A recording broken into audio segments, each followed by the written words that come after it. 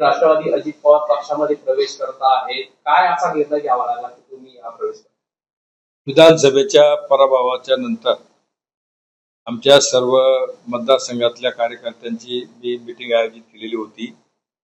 त्या मीटिंगमध्ये सविस्तर चर्चा करत असताना एकंदरीत सर्वच कार्यकर्त्यांचा सूर असा निर्माण झाला की गेल्या 10 वर्षापासून आपण सत्तेच्या विरोधात आहोत.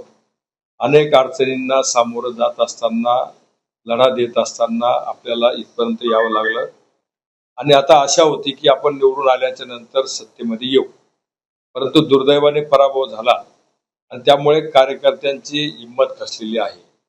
कार्यकर्त्यांच्या भावना अशा होत्या की 10 वर्षापासून विरोधात असताना आता परत 5 वर्ष आपल्याला विरोधात राहावं लागेल आणि त्यामुळं अनेक अडचणींना सामोरं जावं लागेल. गावागावामध्ये आम्हाला अनेक गोष्टींना, अनेक बाबतींमध्ये त्रास होत असतो.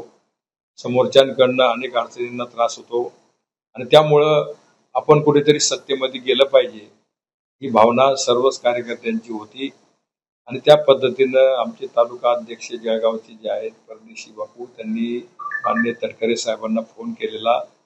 तटकरे साहेबांनी मला फोन करून मुंबईला बोलवलं.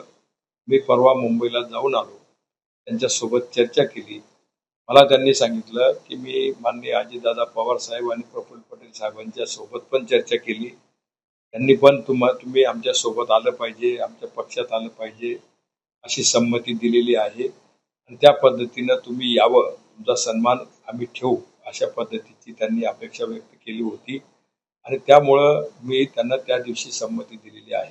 शरद पवार साहेबांची चर्चा साहेबांची बोलायला मला ह्या धावपळीमध्ये किंवा या कमी कालावधीमध्ये वेळ मिळालेली नाही आहे. कारण त्या ठिकाणी गेल्याच्या नंतर ताबडतोबीनच हा संमतीचा निर्णय झाला. त्यामुळे मी अद्यापर्यंत बोलू शकलेलो नाही. कधी प्रवेश करताय? सोमवारी मी माननीय अजितदादा पवार साहेबांचा सत्कार करण्यासाठी जाणार आहे देवगिरी बंगल्यावर. त्या दिवशी सविस्तरपणाने चर्चा होईल. कधी प्रवेश करायचा, कशा पद्धतीने करायचा हे ठरेल. आगामी निवडणुकांमध्ये फायदा होईल प्रवेश केलेले महायुती? काम करायचं आपला पिंड आहे. ज्या पक्षात आपण असतो त्या ठिकाणी जिद्दीने प्रामाणिकपणाने काम करण्याचा प्रयत्न करतो. त्याच पद्धतीचं काम माननीय अजितदादा पवार साहेबांच्या नेतृत्वाखाली होईल आणि जास्तीत जास्त पक्ष वाढवण्याचा